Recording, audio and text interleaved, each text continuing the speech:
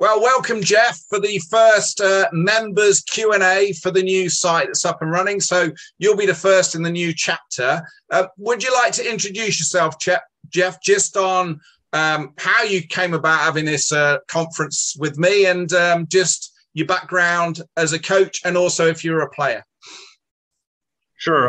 Well, first of all, thanks, Mark, for doing this. I'm really excited about this opportunity. And I actually just maybe in the last few weeks, really started to learn about the PDS method. I heard your two recent podcasts on the Way of Champions and really learned a lot from that. And so that kind of spurred me to join the site.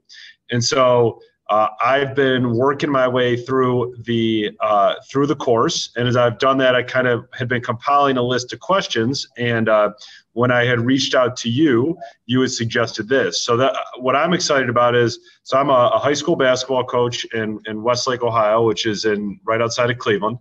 And so I my background is I played basketball in high school and college growing up. And then I've been coaching as a varsity boys basketball coach for the last 14 years. And as I mentioned in my email to you, so I'm most interested in that. And then also I have a 10-year-old daughter that I coach as well. And so I've enjoyed seeing some of the videos on the site of youth teams as well. So really trying to learn a little bit more about how I can use this in both settings. So what's your first question, Jeff? So my first question deals with in the rule of three, and you talk about at level one, kind of the self-analysis that goes into that for the player, I guess, is for a coach as well. And one of the things I was curious about was, as a coach, and when we're watching players, how can players, for us to know if players are doing level one successfully, do we always need to pull them aside and stop and question them? Because I guess I'm wondering, how else would we know what is going through their head? Or are there things that we can scan for that would demonstrate that they're doing level one while not having to pull them out of play or stop play? So yes is the short answer. There are other ways we can do it without stopping. Think of it, everything we go through with this, think of it as a new skill, the same as would be dribbling or passing or a defense play or a transition. When we first work it, we've really got to put focus explicitly on them learning the rule of three. And when we learn the rule of three, also we need to connect in that action review process alongside it, because that helps the decision making. So early on, yes, we're going to get a few of them where we just rotate players out. But what we want to get to is we can shorten this so we can cultivate that decision making. One of the things we can do is there's two key elements to this that we cultivate. One of them is we share them with, okay, if you're running up and down, say you've just passed, so you're out of action for these next few seconds, so we're not doing it when they're actually in action. We shout your name. And if I shout your name, I'm just interested in, it may be I just shout your name and I'm just looking for a conclusion. So it may be you've recognized, nailed that, and you just thumb up, or you say next time, and you just tell me I should have passed it there. And I just give you a thumb up, literally one or two words. And so we have to pre-agree it. Obviously, we want to make it nice and simple. It may be that you decided that you've spotted that actually maybe they're not picking up all the options. So you can pre-agree with them and say, look, when I call your name out, I'm just going to either ask you, what did you see, or what were your options? So then they're pre-primed, because you know that's an area of the action review you're going to develop. So just in that phase, you can just shout the name, Danny, what were your options? And Danny just goes, I could have gone here, could have gone there. So all you're looking at then is, without stopping play, they're jogging back. You're just looking at, have they picked all the options up? But the first one to go to is just that shout the name, and you're just wanting, and you deliberately do it when they've done something well. And also when you're not sure, did they know what they did, or were they just guessing, or you're not sure why they made the choice. You just shout the name, and you're just looking for either a nailed it, or next time I, or next time we. And if you remember that action review process, that's the conclusion we want. So the conclusion at the end of the action review process should either be next time I, and it might be repeat that because I was awesome, or it may be next time I'm going to do this, or next time we. Now, if it's a next time we, what we're looking for then is them to be speaking to whoever is part of that we, once the ball's moved on to another part of the court, where they just say, okay, let's go wide next time, or let's do one-on-one, whatever it may be, or tighten up on that man-to-man. And you're just looking for that interaction. Then we're just saying, okay, let's just see if anything happens after that. So the other point to this, Jeff, is if you shout a name and they go, oh, next time I'm going to make sure I do that, you just thumb up. But what you're scanning for then is if and when that next opportunity comes up, are they actually committing to the conclusion I've just shared with you? But it's a really short 1 or 2 words. Now, we want to be doing that all the time. That should become really natural for us. And what you'll find is they'll start doing it without you asking the name. So what we want to do is, this is where it cultivates in the rule of 2. We want them to be doing that with their teammates. So think of this as a situation, Jeff. I'm sure people listening to this have been there before, even in matches and in practice, is a player's done something and you're another player on that court and you don't know if they've recognized that was wrong, what they did, but they haven't done any reaction, or there may be an outcome-led reaction. They just showing that they're annoyed on the outcome, potentially because their parents are watching or fans. It's a external pressure. But what me as a teammate on that court doesn't know is, have you recognized what you did there? Now, if we can cultivate that when they do something and they know, actually, I should have done something else, they just go, yeah, I'm going to go there, or just say a word, but their teammates can hear. So their teammates go, great, you got it. That's given me confidence that you're recognizing. So that's where we can start building that. And that's what we want to cultivate in those competition environments in the matches. And then obviously we've got the hand touch or the running back and someone just says something to someone else. If someone's not sure, we're looking at that other player in the rule of 2 to actually, just as they're running back, just go, hey, go a bit wider next time, or just hips neutral, whatever it is that we know is the big thing. Then it's just a hand touch yet, and that's the 3 A's. When we come in there, I'm accepting it, I'm acknowledging to that player, and I'm going to commit to that next time. So then what we're looking for at 3 is we're looking for, okay, I'm seeing an interaction there at 2.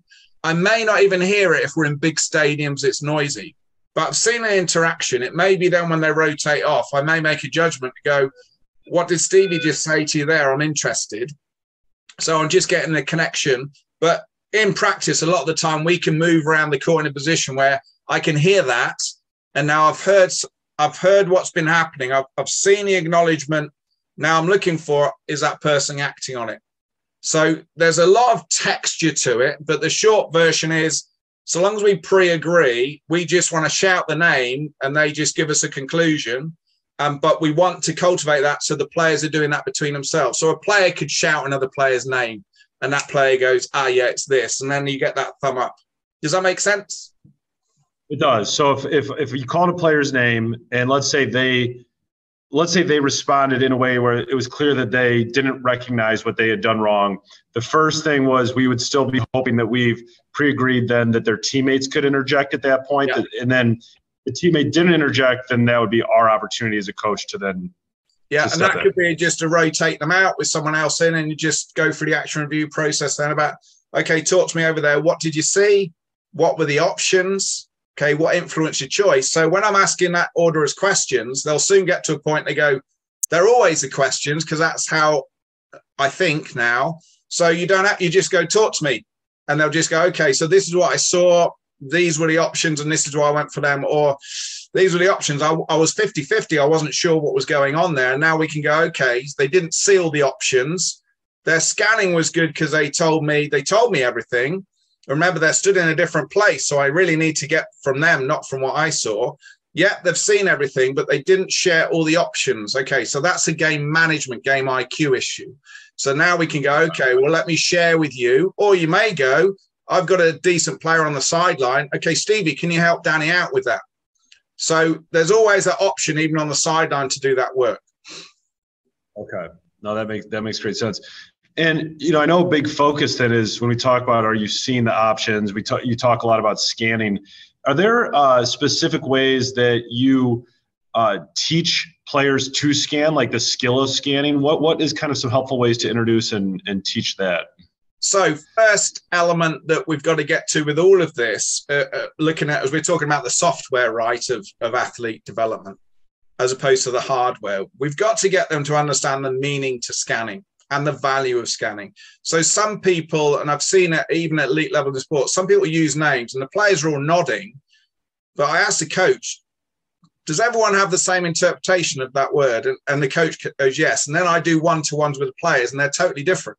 So we've got to go, okay, when we say scanning, what do you mean by that? And if they're a bit gray, it's a bit like when we say communication. Okay, well, what do you mean by that? That's a great thing you're saying, but what specifically? So with the scanning is they got to understand actually the meaning is that actually I'm seeing and hearing, collating the data, even when I'm not on the ball. So then we say, okay, when you say collating that data, what could that be? So you could put them in a contextual position. So if your defense now, the ball's right at the other end there, and we don't even have possession, what would you be scanning in that moment? So we're looking at it, okay, opportunity is threat, see where the spacing is, see the trends, see my teammates. So if there is an interception or a turnover, a quick ball comes to me, I already can see where I could be moving. Could I dribble or pass? So I'm collating data before the action. So one way to think of this as well is, and this is where a lot of people trip up, is we've got to get athletes to understand our speed and urgency of scanning is always slick, quick. Even if our body is slow, our scanning is still quick. So what often happens is when our bodies are slow, either we're walking or we're in a natural practice, our scanning becomes slow. So we're not training at the speed we want. So we want to go, look, even if you're not in action, even if you think actually the game's a bit slow, I'm still checking my head. I'm still checking where is everything going on. So a way to develop that once they understand it, a really good way is to, if you're spotting some people you think actually they're tracking the ball, which is very common, or their heads are going down because they're a bit fatigued or they're disengaged, you can just ask them, this next 3-4 minutes, can you just talk out loud what you're seeing and hearing? So now you're on the sideline, they're on the court, and they're just now talking and narrating what they're seeing and hearing. Now, by doing that, that's going to now start connecting them into the scanning because they've got to say it. Now, another element you'll find is when you do a hot one-to-one when they come off, that just rotate out. And I get to, okay, talk to me, what did you see? And they look at you blank, then don't continue a bunch of questions. Just go, no problem, back in. You know what I'm going to ask you in a few minutes, don't you? And you just push them back. Now they know, hey, coach is going to ask me what I'm seeing. So all of a sudden now their engagement's a little bit more. Same as people on the sideline. On the sideline, they should always be engaged. So you're rotating along the players. Stevie, Sarah, what are you seeing here? Okay, talk to me what's over there. So now we're stimulating their scanning even on the sideline. So it's always about, one, getting them to see the value, getting them to understand what do we mean by that and what impact could that give us in the game. So we see too many people in a game where they're looking at the player with the action. All of a sudden the ball comes to them. And as the ball's coming to them, now they start collating the data. Now, if you pressure that player, that's when they make poor decisions because it's easy. What we want to do is go, look, if you're always speedy and active in your scanning, even off the ball, you're always collating the data. So all of a sudden when the ball's coming to you, you've already got a good level of the data. So you already know, actually, I know one of my teammates is over there. That's an opportunity to run in the space. I've got a gap through here. So although it's organically moving, it gives me a better chance to make a good decision based on the action review process. Does that make sense, Jeff, of how it all starts linking in? It does. That makes a lot of sense. Thank you. So then let's say that, because I noticed in a couple of the videos that you showed of teams, there were clips of teams meeting as a whole group and kind of going through the 3 levels, and especially level 1 and level 2 of the rule of 3. My thing is, let's say we have a basketball team, 12 to 15 players. So when you go through, let's say, the first level, are you ideally having every single player in that context go through that, or is it more of just like an open forum where maybe like, who wants to self-analyze their decisions here, and then we come back and we say who wants to talk about something their teammates did? I guess I'm wondering about the best way to structure that in such a way that it's meaningful, but that we also are managing time. So I guess how would you do that in a whole team setting? So there's many ways to do it, and I don't want to overload on the mastery element. So when you go, Mark, if you're going too far, just stop me. Okay. So if you imagine, I'll start with different versions of this. So one of the elements you can do is say if you have 15 people or 16 people, you can decide even before practice starts, every time I call a timeout, we go into a review, whatever you want to call them. These are the 4 groups you're going to get into. So we've already pre-agreed split. So when I call the whistle or go, it's a set time, by the way. So it's either 30 seconds, 60 seconds. It's never longer than 60 seconds. And you make sure you honor that as well, because that's an issue. So then when they sprint in, what we're looking at then is they've got a short amount of time and they're in those groups. Then when they come into you, you start nominating those players from those groups. Now, there's a layer to that, because we know when we are working with any team at either the elite level or grassroots, there'll be 1 or 2 or 3 players that will dominate any conversations. So they have to be influenced by us. So we spot who they are. So then before we go into those timeouts on play, and you can do this even before the game because you're cultivating them, it's just, okay, I'm notice you're talking and sharing some great stuff when we come into the timeouts. I need you to help me now. I noticed a few of the players are really quiet. So your challenge is when we come into the timeouts, as opposed to you saying anything, can you nominate or stand next to one of the quieter players and ask them what they think? Now, once you develop the action review process, you can say, you know what questions to ask and make it connect to what just happened. So then they become like the same as we want for the coaching principles, where we've now those influential players, now they come into the groups. Now, instead of that player over dominating, talking about everything, what we're saying now is that player deliberately goes next to one of the quiet players, next to next, not facing for conflict. And they're just saying, Sarah, what did you see over there? What were the options that came out? And all of a sudden now we're cultivating those quieter voices, which can often be really good at seeing the game, but they never share a voice because everyone else is talking.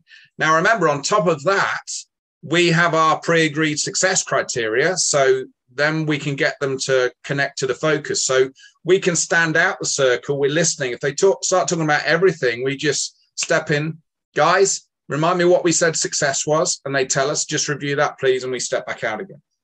So there's a lot of, that's the basic stuff. But what we're looking at is time constraints. So the shorter time we give them, the more direct they are. We know the people that overtalk. So we use them to influence them in a positive way. Can you help me? Help the others. So now they don't feel shut down. They give them responsibility. And now we're asking them to ask the right questions, but involve those others. Now you can prime people as well. So what you can do, you can start watching the game. You can start seeing a trend in defense or turnover, whatever it may be, or rebounds. And so now what you say, one of the players on the sideline, what are you seeing here? They start seeing the answer. Love what you said there. When you go into the timeout, can you share that with the group? So you could do that with a quieter player. So now they're getting permission from coach and know it was great. Or you can do that. Okay, love what you're spotting there. Who is the main instigator in that you're seeing? And they say, oh, it's Tommy. Okay, so when you come into the timeout, can you ask Tommy what he saw? So now you're influencing a player when they go into the timeouts, the people on the sideline run in, and that person can initiate the questions with Tommy. There are a few of the basics, Jeff. Yeah, and how often, so if you were, let's say, in a 90-minute to a 2-hour session, I know I'm sure the answer would be it depends, but how often would you be having those timeouts where you're putting into the smaller groups and then coming together throughout a session? So in essence, it would depend on obviously their skill level, how effective they are at rule of 1 and 2, because actually when they get effective at that, they'll be adapting live. That's what we want. We don't want the stops. The only reason we're having a stop is we've explicitly said to them, the aim is that you don't need me at 3. So that's first aim. Second aim is you can adapt live and fix live. So don't tell me the answer, show me the answer. So if we're having a timeout, it's because if it's inaction timeout, not end of a phase timeout, what we're saying is we couldn't fix it live.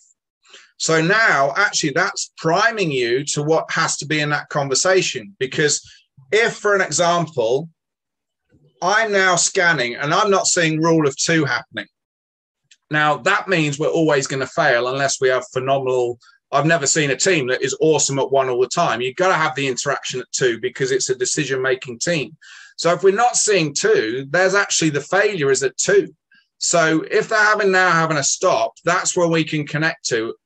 right, my focus in this session needs to be bringing the rule of 2 alive, because if I don't bring the rule of 2 alive, I'll always have to stop play or always have to shout from the sideline. So I'm not cultivating the self-adaptive team. The source is we're not effective at rule of 2.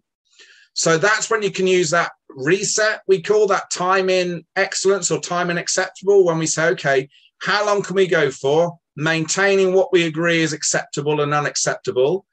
Great. So and now we can do that. I can give you, and these are the options, remember, I can either give you a 5-second countdown where I've seen it's unacceptable, and I'm now shouting 5, 4, 3, and you're now going, hey, what is it? What is it? Okay, and we can fix it. Or I can shout and tell you what it is, and you got 5 seconds to fix it.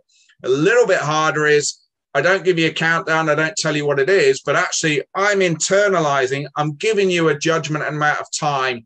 I've seen it, I'm giving you time to see it and fix it. No one has. Reset.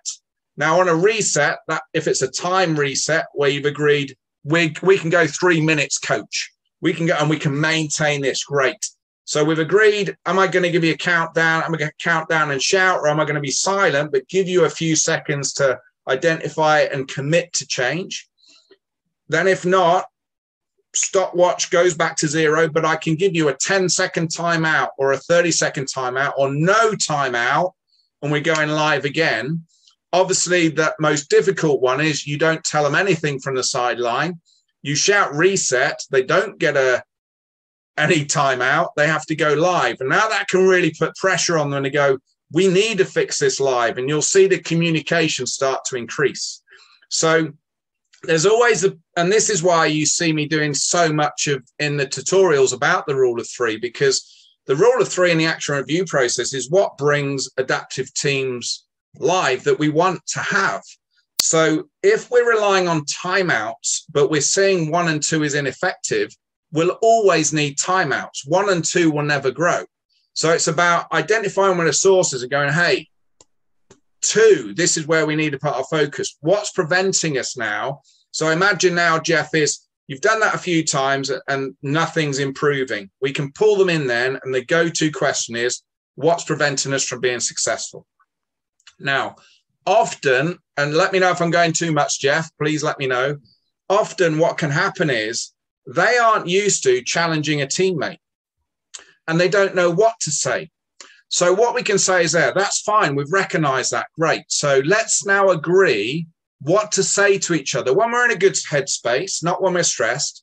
Let's agree what to say to each other in those moments. If I'm unacceptable in my behaviors or making an odd choice, then what you can say to me. And if I hear that, I know what it means, and I'm going to follow the 3 A's.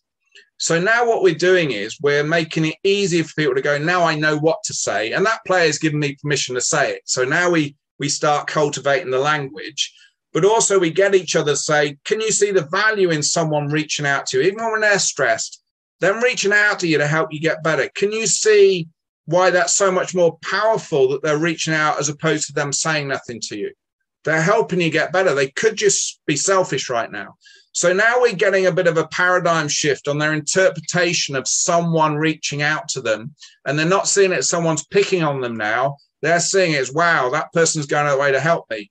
The language then will help support them to understand, oh, okay, there's ways to say things, but also understand, hey, if someone's really stressed, they may not say it in the way you like, but the fact they're reaching out to you, go with that intent. So take it, follow the 3 A's again. So this is where now we can build that in with the learning performance competition, because in learning, you're definitely going to have more timeouts. In performance, you should definitely have less. In competition, they can't have any. So in competition, where you're making it nasty, is we're in game sense. So the only thing you can call is the amount of timeouts you can have in a match and the length of those timeouts. That's all you can do. If you want rotations on subs, that's all you can do. But you've got to follow the rules of the match.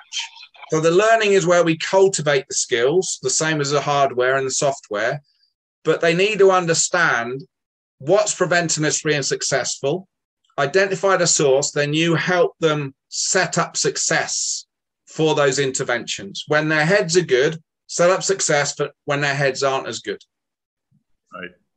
So when you talk about the resets, if we did the reset, and let's say you did the countdown, but you didn't tell them what the issue was. Like you just said, you did the 5-4-3-2-1. If you hear them communicating that amongst themselves, but you're not hearing the issue that you're perceiving, then that would be the time to say, okay, we're taking a group timeout and let's all come in and talk about this together. Well, is that? No, you'd let them go again because it might take them 2 or 3 times to spot it. So this is always putting it back on them. So it's not that writing reflex where we go, I haven't heard it, I'm going to tell you. Is go, no, you might not get it this time, but let's see if you can get it. Now, your next go-to is a player from a sideline asking them using the action review, okay, what are you seeing? And if that person from the sideline that is capable of going in says, this is what it is, coach, you go, okay, I'm rotating you in now. So that's not a timeout. You just rotate them in and see if that player then can fix live in the rule of 2 because they've spotted it. Okay. Now, when it comes to the UAEs and defining those things, are you defining those? So I'm thinking like within a basketball practice, or maybe let's say we have, I don't know, let's say 10 different activities, drills, whatever that we're doing within a session. Are you setting up, are we stopping and defining a UAE for each one of those? Is it more for the session as a whole, or how often and specific should those be? What you'll find is that early on, there'll be a lot of gray in expectations. And sometimes it's a bit of a shocker for us as coaches when we say, can we agree? We've been doing this, for so long, but what is actually unacceptable and what will be exceptional within these things? And we might spot there's a bit of gray in there. But if you work through the fundamentals, so fundamentals might be, and I don't know your team, Jeff, I'll give some examples, is active hands. We're always active hands in defense. What does that look like? Show me unacceptable. So now actually that will cover every time we do defense. They know that. We don't have to repeat that every time. We know if there's a 50-50 loose ball, we'll always go and get that loose ball. That is us. We get those loose balls. Okay, so what would be unacceptable? Us kind of jogging for it, us reacting to a referee. When we're doing passing, when it comes to accuracy, intent, whatever it may be. So actually, when you break it down, there's only some basic fundamentals. And once we know them, there's not that many more. So the only thing then, if you putting a success criteria and it may be about a zone defense, whatever it may be, you only need to put some elements around that because they already understand of the active hams of, is it where your hips need to be in line for certain positions, the basics of the game. Okay. That makes a lot of sense. Now, when you talk about scanning for behaviors first, and you also in the course talk a lot about managing your state, are those terms kind of interchangeable, or are your behaviors in your state? Does that make sense? What I'm asking? Yeah. So behaviors are what you see and hear. The state is internally what's impacting their mood. So if you look at the action review process, the first thing is state, because we know if your state's out. And remember, different people, their ideal state for different situations might be slightly different. Some people like to get fired up. Some people like to be calm. But it's recognizing, look, if you're apprehensive, if you're angry, if you're upset, if you're disengaged, we know that's going to affect your scanning. So if your scanning now is going from being active, eyes, ears, and now I'm just zoned in, I'm going to miss all the data. So I may not see the options. So now, even if I commit, I'm committing to poor options because I'm not seeing them. But often what you'll see is in the behaviors, you'll start to get to know your players. And I'm sure you might even know them now, is we know when someone's not in their natural self, in their good self. We can see it in their actions, how they communicate, how they react if they miss a ball, how they sprint and get in, how they engage with their players or accept feedback from players. So we're spotting based on their behaviors, something is wrong with their state. So we kind of see their behaviors will give you an indication of how is their state. Okay. And so behaviors, to cite the example you just gave, might be something like, in basketball, we're saying that, we're always sprinting the floor when there's a change of possession. And we see that someone's doing that's what we're going to address first before you say we get to like the technical and tactical of, I don't know, how we're shooting the ball. Yeah. Okay. Yeah. And when you say commit 100%, so like, I guess I can think of players who are playing hard with great effort, but maybe without purpose. So when you say, like, if you commit 100%, can you tell me exactly what that means? And then also, how as a coach we know that? I mean, is that only through the action review that we gain that knowledge of whether or not they committed 100%? So the action review will give you data. So the more you do that, you'll get to know the players of where they are. Now, there's a difference between going for something and going for something with clear intention. So that's, if you use basketball example, that's someone just smashing a pass at full max power and it going anywhere. There's no intent. That was not a choice. That's just, I'm just going for it. Sprinting back, but not even with no intent of actually sprinting back into the right position. I'm just sprinting. I'm running around like a headless chicken. There's no choice. There's no intent to the commitment. So it's all about, if we think about it a different way around, if we think, once we made a choice, now some choices we want them to get natural. We never want to psychoanalyze choices in live matches, but actually if our scanning well, we know, right, I'm always doing this. So we want it quite reactive, but based on good judgment, which is our good scanning, understanding the game, etc. So what we're saying is, look, when you make a choice, make the choice without fear. Go for it. Go for it as if you know it's going to be successful. Go for it as if you know this is going to be the best pass, the best dribble we've ever done, with that level of confidence, almost to a level of arrogance, but in a positive way. So I know I'm doing this and I'm going to do it to my best ability. What you often find is where the commitment starts to drop off. They're not sure of the choice, or they're focused on what if it goes wrong. So now actually their execution is lowered because they're fearful of the failure. They're fearful of it not going. So they start second guessing or hindering themselves. Okay, that makes perfect sense. And so I think of a player who maybe catches the ball and he's open, but instead of shooting right away, he kind of hesitates and then decides to shoot and is less likely to make as well. Okay.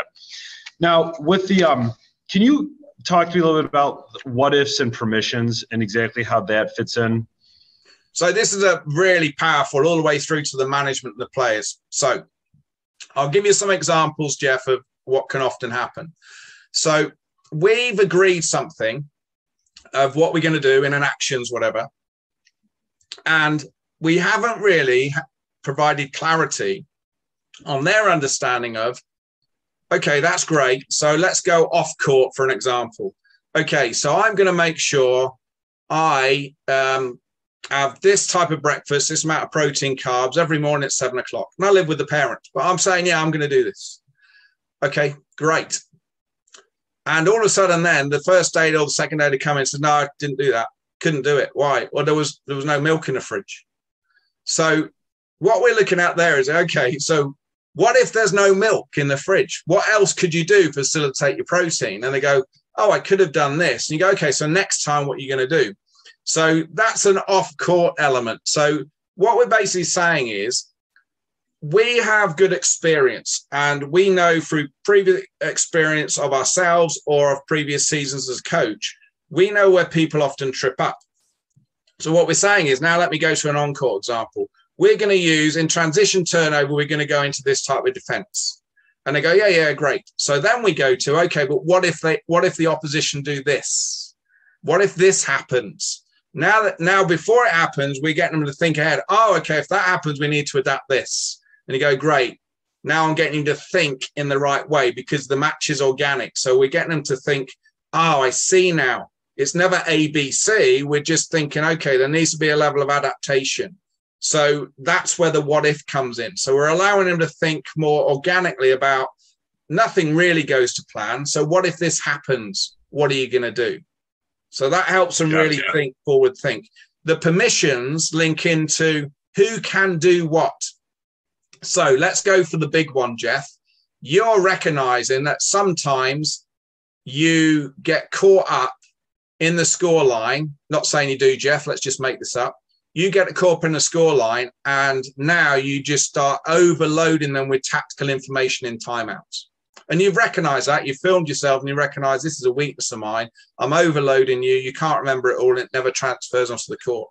So a permission may be, if you notice I'm now overloading tactically, I'm giving you permission and you can agree a word. So it may be, I've seen some younger teams just go pineapple. So you got permission to say pineapple to me. And I know if you say pineapple, I'm giving you too much tactical info. but it's a check from me. Great, thank you. So then if I hear that, this is what I'm going to do. So that's a kind of a permission. It may be if I'm losing it, let's stick with the coach. In a match, I'm losing it. I'm giving you permission to give me a tap, say, coach, it's one of those moments. And if I see that, I'm going to 3A's you as well. So now we're giving the players permission to allow us to be successful as a coach. And no, it's not lonely. So there's the permissions player to coach. It could be the permissions of, okay, so we've agreed this play, but live on court, if this happens, I'm giving you permission to decide whether you're going to go zone or one-to-one. You can do that. You can decide. So what we're doing then is now the players go, okay, I can do that. I'm not second guessing. Am I allowed to do this? I'm not sure. I'm a bit hesitant. No. I'm giving you permission. You can make that choice. Makes sense. Okay. No, that's great. Now, when you talked a little bit about like the different like learning performance competition, when I'm assuming that within certainly I think of my own sessions, within a session, there might be different parts of it that fit in those different elements, right? So a whole session might not be one thing. Yeah. Is it important in your estimation to communicate to players each time we're transitioning between those? Yes. Yeah. So you can, it's always organic. You can have all of them and many of them in one session. As the season goes on, there should definitely be less learning and more competition. But you may find that actually they aren't understanding your expectations because they don't know if they're in performance or competition in particular or learning. So when we say to them, right, this next 20 minutes, whatever it is, it may not be 20 minutes, go, look, I'm given 20 minutes. If we need a bit longer, if we need a bit less, fine. But this is learning phase now. So now they know, oh, okay, we can break. We can have a few more little, hang on, coach, give us 30 seconds here, coach. Let's walk through this. Okay, can we just do a bit more of this? Can we have another go at this? They understand, yeah, that's what learning is about. We can do a bit more stop-start. Now it's performance. Hey, this is game now. So we're on court. We're going into live action. We're now transferring that learning into the gamification. Now, not to say learning isn't gamification. You might be doing defense zones and, it's not, we don't want drill. But they understand there's a defining difference is there's going to be a lot more, hey, can we just stop? Can we do that again? Where it's still in learning. In performance, we shouldn't be going, hey, stop, can we do that again? No, we're ready now. We're in game. Now, you might give them an example you might do in performance. Go, look, we're game now, but actually, I'm giving you in this next 10 minutes or 5 minutes, I'm giving you 2 30-second timeouts that you can call only if you can't fix at rule of 2. So now we're giving them a little bit more scope. And you're going to do a lot more of the one-to-one rotations that you may do more than you would do in a match. Competition then is go, guys, now it's competition. They know it's nasty. Now their aim is to catch the opposition out, get in their heads. They know the weaknesses of their teammates, and it's match level for you. So your cap is now, I'm going to attempt to break this down. I'm going to attempt to break this defense down because this is my opportunity to see, can I break it down? I'm not looking for success. I'm looking at fact. Whereas the learning performance is like, I want to build success. Yeah, you're still checking away and testing, but competition this is my opportunity to see if I can break it down before we get into a match. Because if it's breaking down, let's find a solution for it. So that was going to be my question, the difference kind of between those two. So is that in competition then where we would really heavily use the covert recall? You can use a covert recall at any time. So an example, let me give you an example. You've just done a learning phase on one element, but then you move on to something else in performance competition in another element that they're already good at because you're introducing something new in the learning. So next time you go back into that learning, you could still do a covert recall on it. So you're not reminding them, you're not going, okay, remember what we worked on. You're stepping back and saying, have they remembered what we did last session, even in the learning? So remember, the covert recall is just for you to think, we've been working on this. Has it gone into their heads beyond me having a conversation with them? Can they still retain it without me reminding them or other players? And that's my checkpoint. So I can still do that in learning performance competition. The difference in competition and performance is competition, we want to make it, if we can, tougher than you would do in a match. We want to load the pressure on more. We want to give them those bad ref decisions. We want to know, Stevie, you know what annoys Danny. off you go, man him up, see if you can crack him, staying within the rules, not crack him physically, but see if you can actually break down the thing that you know he struggles with when you do this. Because if we can get each other ready in the competition, we're going to be a lot more robust when we go into a real match against real opposition. So if you think about performances, learning, have we learned it? Now we're going in performance. That's when we're checking that. The difference between performance and competition is, can I break it down? So that's your mindset as a coach. That's where the difference lies.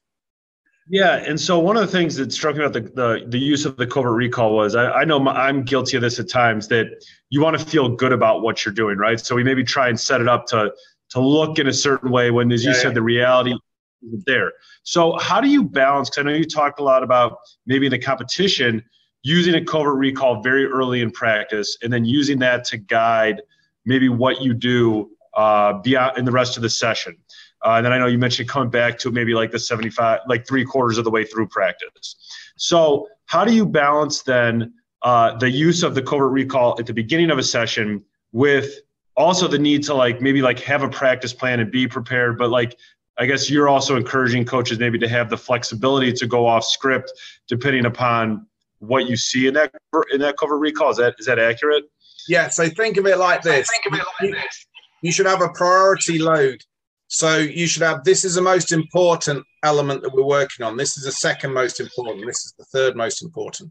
So you'll start with the first most important. So your covert recall is saying, I can't move on until I know that's being retained.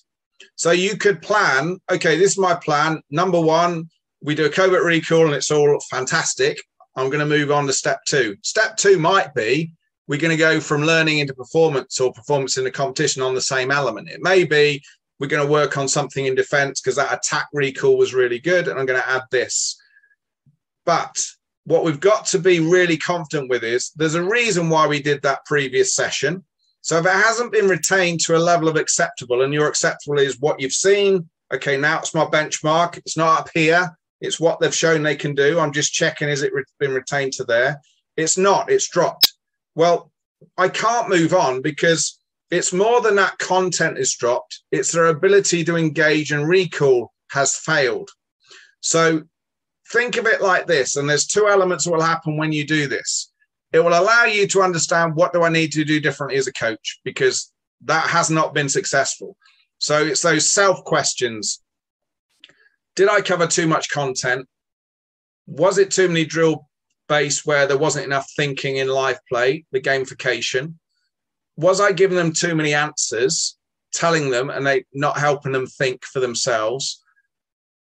Were the same, what was I only asking the same players to reflect and review? And there was another players that were just silently just disengaged through the session. I didn't scan and check for them.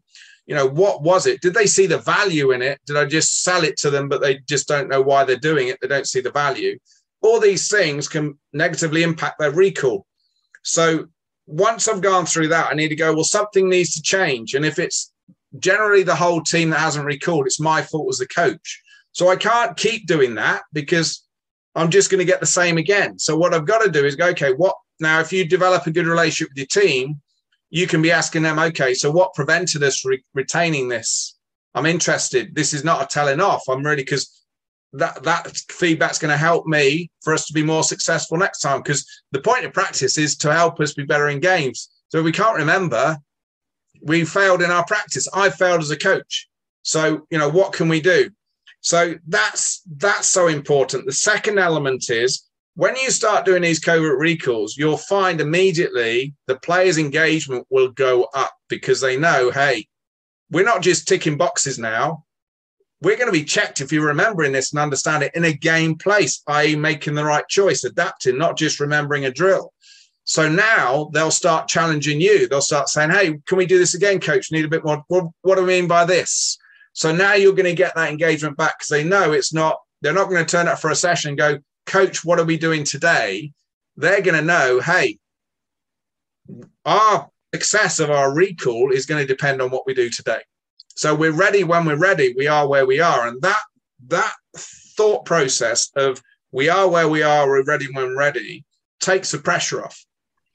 So if, and it happens a lot with coaches that go on this journey early on. If you think, oh, the covert recall's been terrible, but I want to cover this content, you're just going to set up future failure, because all you're guaranteeing there is how I'm coaching isn't working. Let me continue to coach this way.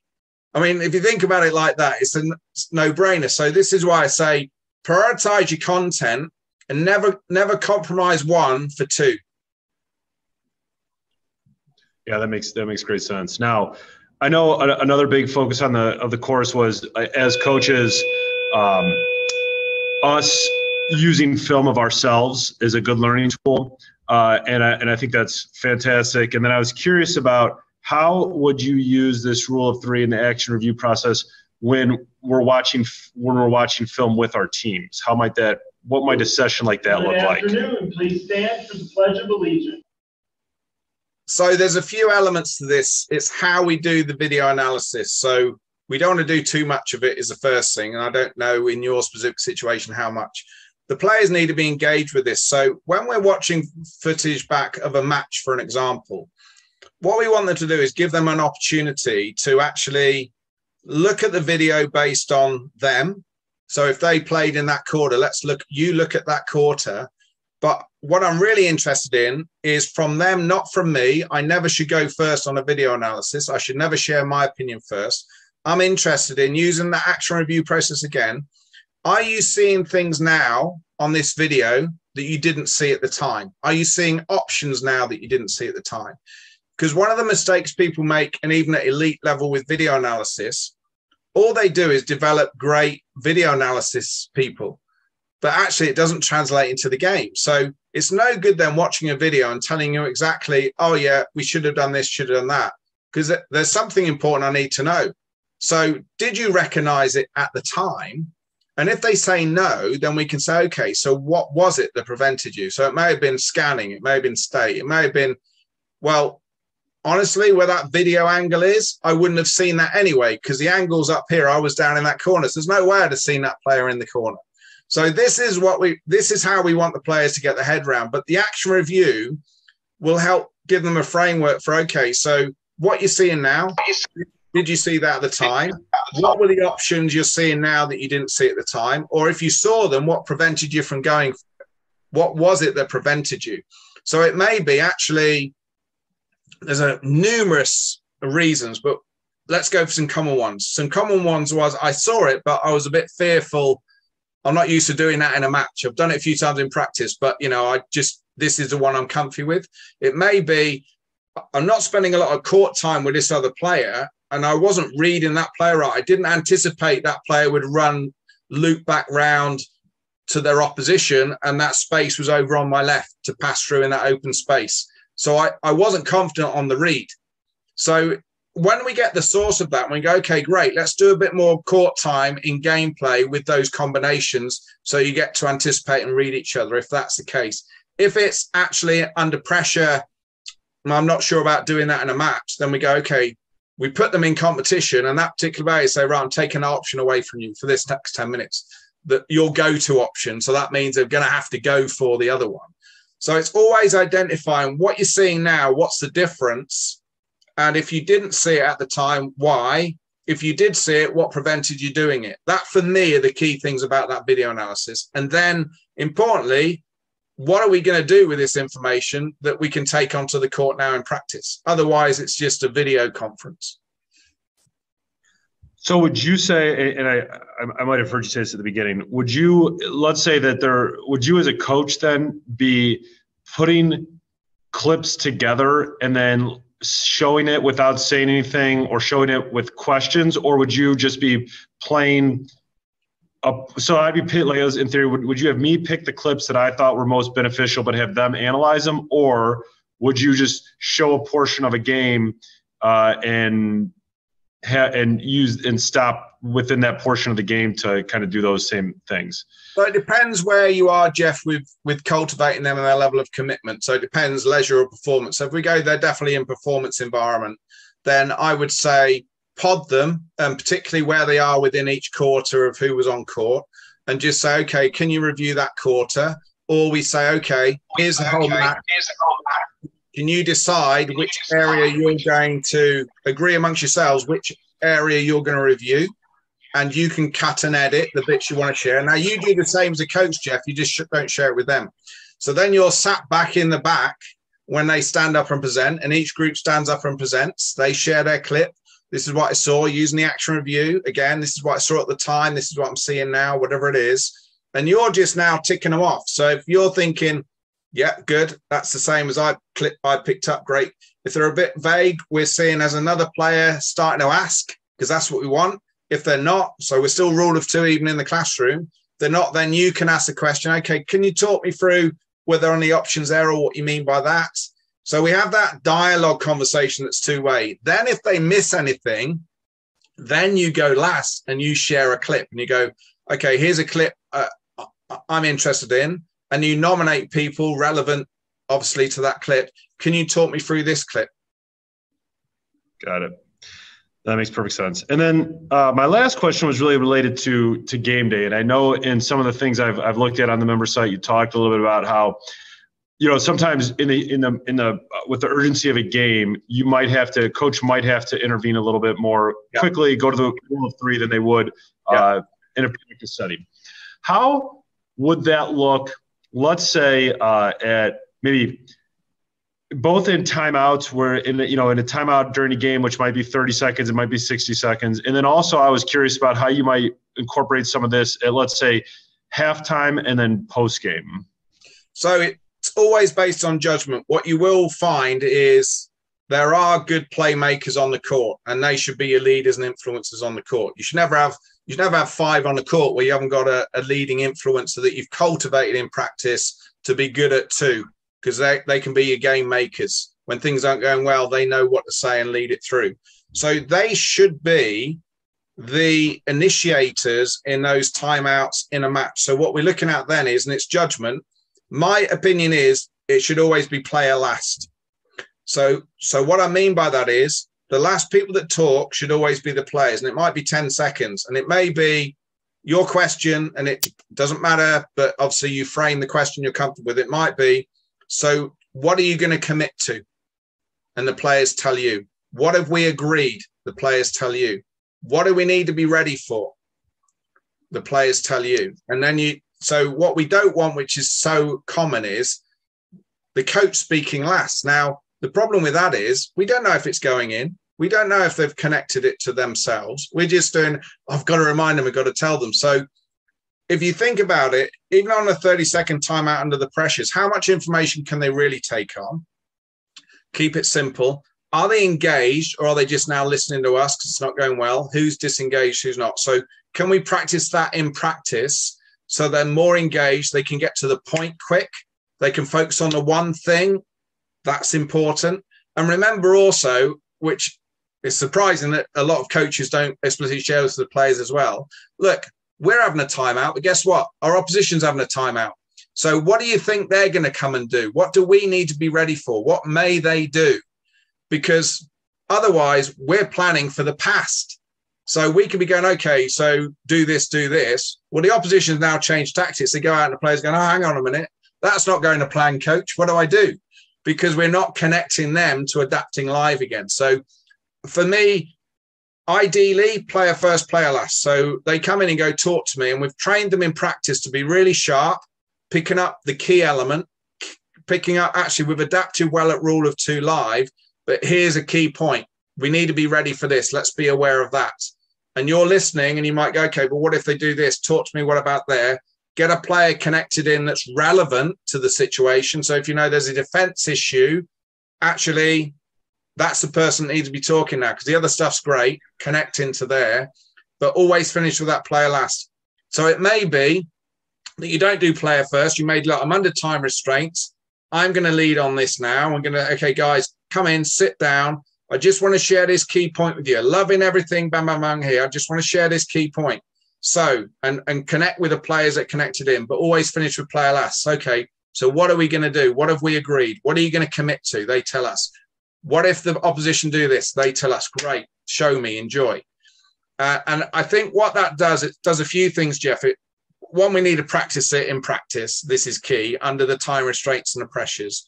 We need to get them to understand it's them that are going to go and do it. So they need to understand it. And whatever we agree, they can actually do it under pressure, not ask them to do something they never have. And actually their opinion really matters in this. But before they go out, I want to know it's gone in and they're ready to do it. So me reminding them is not helping them. Their brains could be all over the place. A bit like a boxer, just been beaten up for a round, and they sit down and the coach is just shouting stuff at them and the boxer's nodding. The boxer might be thinking, oh my God, he's smashing me. There's no connection, as opposed to go, okay, talk to me. What are you going to do? Now the boxer's now going, hey, I've got to be thinking now, right, I need to be ready for this. So it's a way of making sure our players engaged, but we've got to practice. In practice, can they get to the key point quick? Do they know the solve? Do they know what they're going to do? What we say to them in practice, do they actually go and do it? Are we scanning for, we've just agreed this, I'm scanning for, are you now committing to it?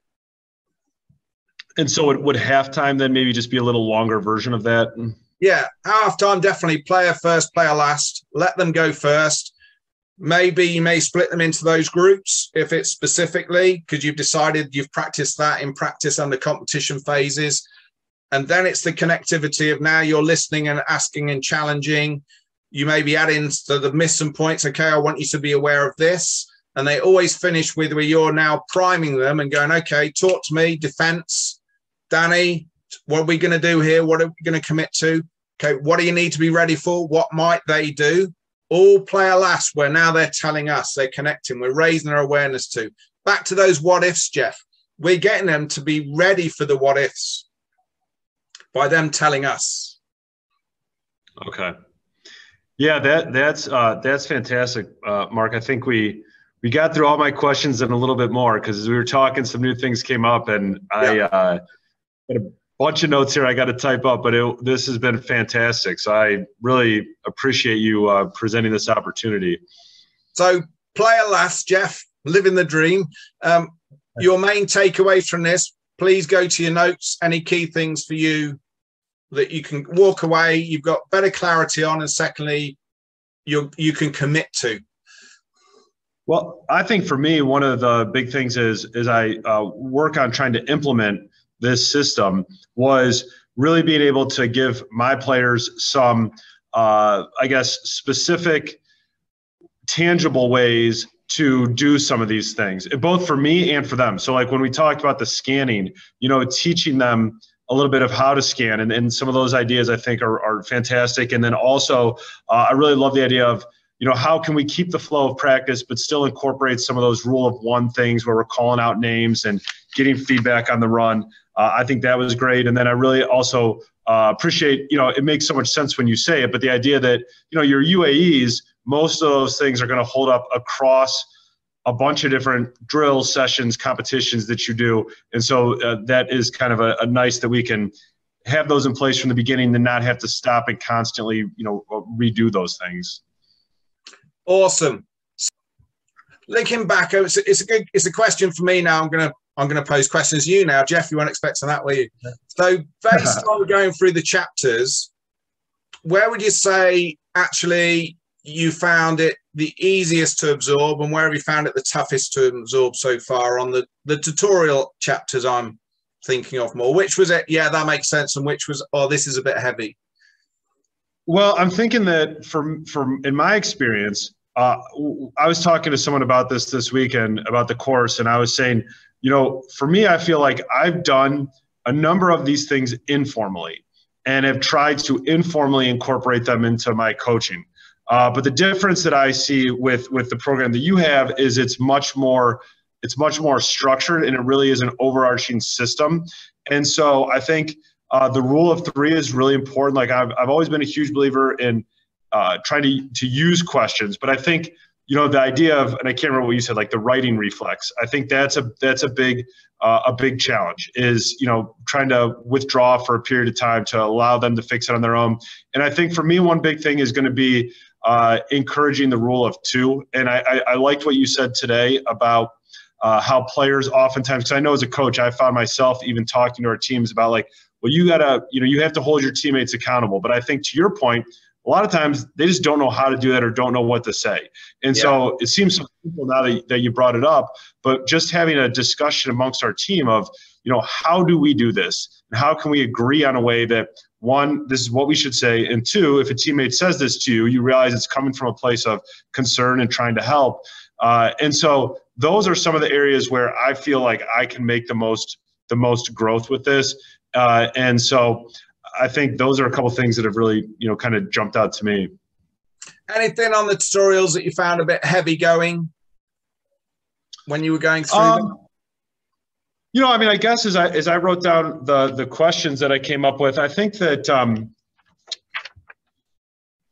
like I said, I was curious about the different types of the learning performance competition, just trying to delineate between those three things. And that was probably the thing that, and I know you gave me some clarity on that today, that especially performance and competition, trying to differentiate a little bit there, I thought was something that was helpful to hear some more about today. And then I guess also the different structures of the reset. Like I had a general idea of that, but also kind of like how we can change the way we do it to put more or less on them. And then what do we do if they're not seeing it? And as you talked about, like, we'll give them a couple chances to fix it. So kind of just getting some clarity on that was helpful also. Awesome, Jeff. Well, thanks for being a pioneer of the first of many. I hope what I'll do is I'll open a question box at the bottom of these when I share them in the members area. So then people can provide feedback on these, and hopefully we can have a member every month. Only the members that fill in all the questionnaires at the end of the chapter, otherwise they don't earn the right, so they've got to commit. Well, that's great. Well, thank you so much, Mark. This has been fantastic. I really appreciate your time. Oh, it's a pleasure, Jeff. Enjoy and keep going back through the chapters, and if there's something to add, you can always fill in the comments again and questions. There is a software update that's coming up. I don't know when, it's not my software, where members will be able to add comments. So once that pops up, I think we can start to get the members interacting a bit more, which is where I want to go with this. But no, you've been great, Jeff. Great questions, and enjoy committing to the change, and keep me in the loop. Let me know how it goes. Absolutely, I will. Thank you very much, Mark. Thanks, Jeff.